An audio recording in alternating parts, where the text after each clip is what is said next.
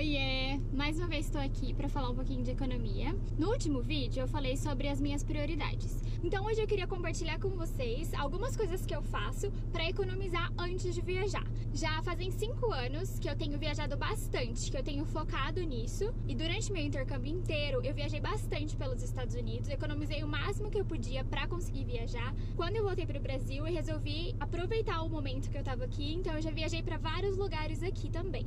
Já fui para América Central, alguns países da América do Sul e recentemente fui para a Europa. E durante essa busca eu comecei a aprender várias coisas. Eu fiz um vídeo alguns dias atrás, só que ele ficou imenso, não dá para postar, é 30 minutos de coisas. Então eu resolvi separar por tópicos. Bom, começando pelas passagens aéreas.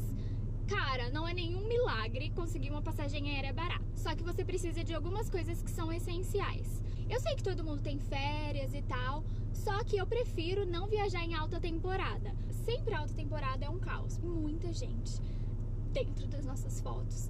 Como meu trabalho me permite, eu geralmente viajo fora de época, assim, total. No meio de maio eu tô viajando. Então eu busco lugares fora de alta temporada. Uma coisa que é legal é quando você não tem data fixa. Bom, como eu disse, não é nenhum milagre conseguir, mas exige certo esforço da nossa parte. Eu busco em vários sites de passagens aéreas. Geralmente não busco direto na companhia aérea. Eu uso aqueles sites que te mostram várias companhias aéreas. Como, por exemplo, o Google Flights, o Skyscanner, Decolar para passagens nacionais. E tem um aplicativo que chama Vupter. Nesse aplicativo você vê aqueles que te liberam por milha. Geralmente a partir desses sites, ou você não consegue comprar, ele te manda direto pro site da companhia, ou então eles te cobram uma taxa. Bom, eu sempre fujo dessas taxas, claro, para economizar.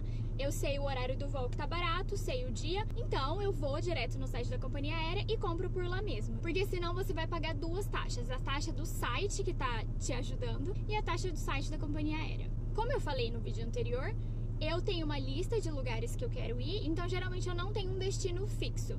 Eu vou procurando e no dia que eu achar uma passagem legal para aquele lugar que eu já queria ir, beleza, compro. No Google Flights, que eu tinha mencionado, ele mostra um mapa para você. Você coloca a sua origem, a sua data, ou não coloca a sua data, lembra que eu falei da data flexível? E ele vai te mostrar num mapa os lugares e os valores das passagens aéreas. Então, se você tá querendo ir para algum país da América Central, você consegue ver todos ao mesmo tempo, sem precisar ficar digitando o tempo inteiro. Uma coisa que geralmente eu faço é sair de aeroportos que são maiores. Eu moro em Campo Grande, Mato Grosso do Sul, e aqui o aeroporto é desse tamanho.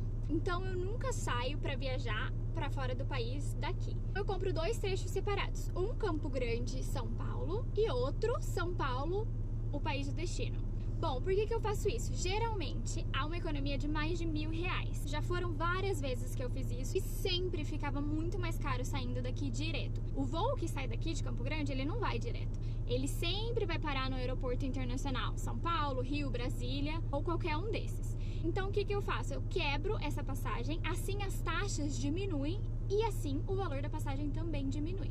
Só que há 2 probleminhas fazendo isso. O primeiro é a bagagem. A sua bagagem você vai ter que despachar aqui e é como se você fosse ficar em São Paulo. Então você tem que pegar a sua bagagem lá e a partir dali fazer um novo check-in, despachar a sua bagagem e ir pro seu destino final. Hoje em dia existem as regras das passagens nacionais que você só pode levar uma carry-on. Mas eu prefiro pagar 40, 50 reais dessa franquia de bagagem que vai de Campo Grande a São Paulo e a de São Paulo, país do exterior, já tá inclusa mesmo.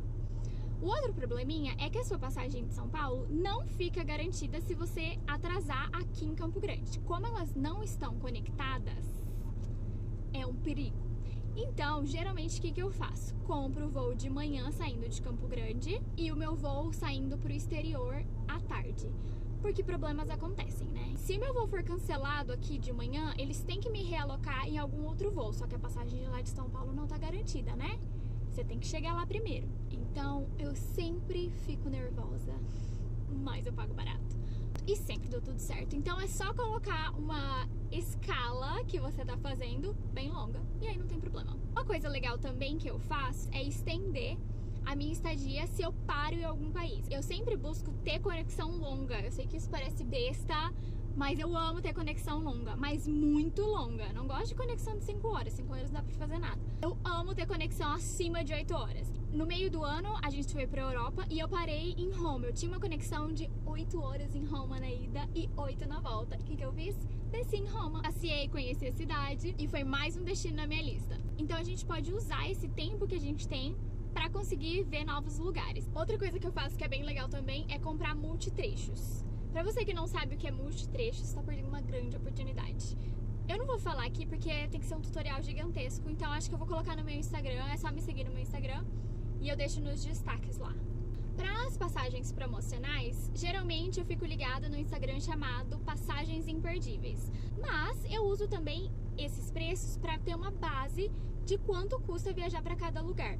Porque muitas vezes a gente coloca uma origem em um destino e a gente acha que aquilo tá barato. E às vezes não, às vezes eu tô pagando muito além do que geralmente as pessoas pagam.